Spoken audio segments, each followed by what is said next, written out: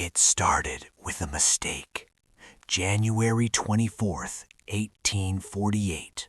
A carpenter named James Marshall was inspecting a sawmill by the river in California. The water was cold and clear.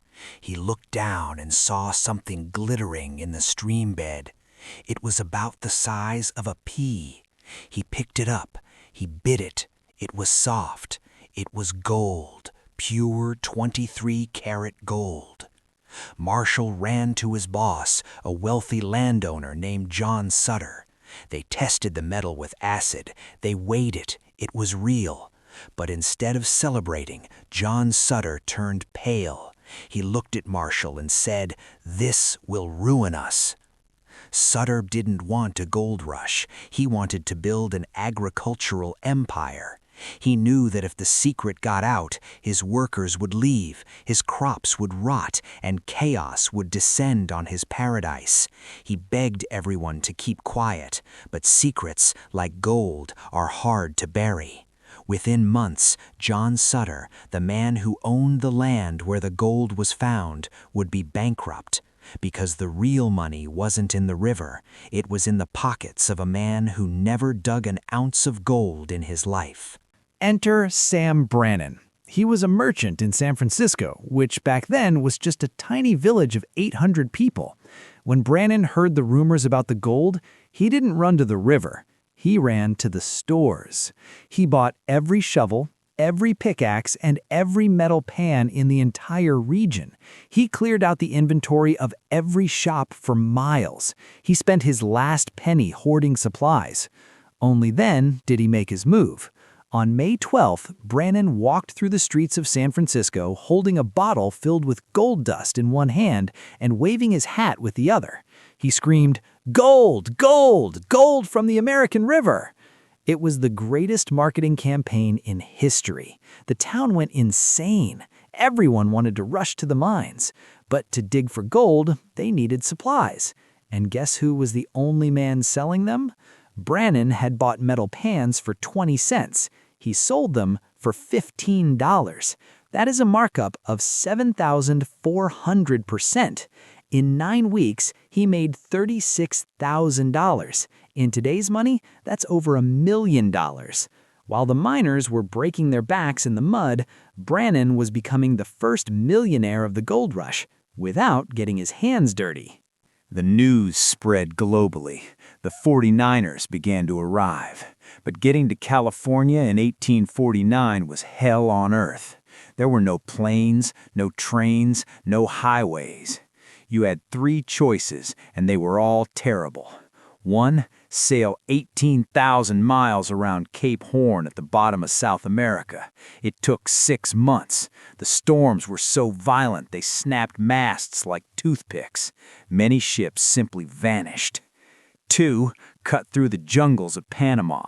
It was shorter, but you had to survive malaria, cholera, and poisonous snakes.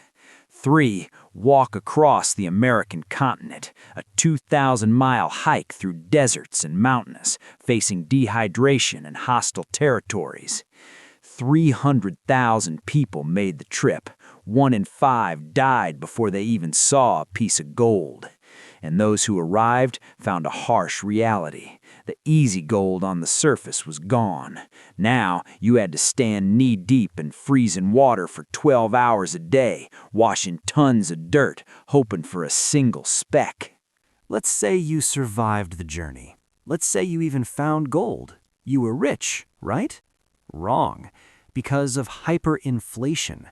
California produced nothing but gold. Everything else, food, clothes, medicine, had to be imported, and the merchants knew the miners had gold dust in their pockets. The prices were insane. A single egg cost $3. That's equivalent to $100 today for 1 egg. A pair of boots? $100. That's $3,000 today. A glass of water? Sometimes $100 if you were in the desert. Most miners lived in tents, ate beans, and spent every ounce of gold they found just to stay alive. They were running on a treadmill. The gold flowed from the river, into their hands and straight into the cash registers of the shopkeepers. But one shopkeeper noticed a specific problem. The miners' pants kept falling apart. A Bavarian immigrant named Levi Strauss arrived in San Francisco in 1853. He wasn't looking for gold. He was selling dry goods. He saw that the miners' trousers were ripping at the pockets because of the heavy nuggets and tools. Levi partnered with a tailor named Jacob Davis. They took tough denim fabric, dyed it blue to hide the stains, and added a secret weapon: copper rivets. They hammered these metal rivets into the stress points of the pockets. The blue jeans were born. While the miners disappeared into history, Levi Strauss built a brand that is worn by billions of people today. And what about John Sutter, the man who owned the land?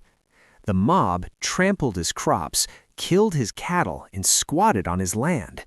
He spent the rest of his life suing the government for compensation. He died penniless in a Washington hotel room, waiting for a check that never came. The gold rush taught America a brutal lesson. The gamble of speculation rarely pays off. Wealth isn't found in the ground. It is built by those who provide the tools, the infrastructure, and the systems for the dreamers.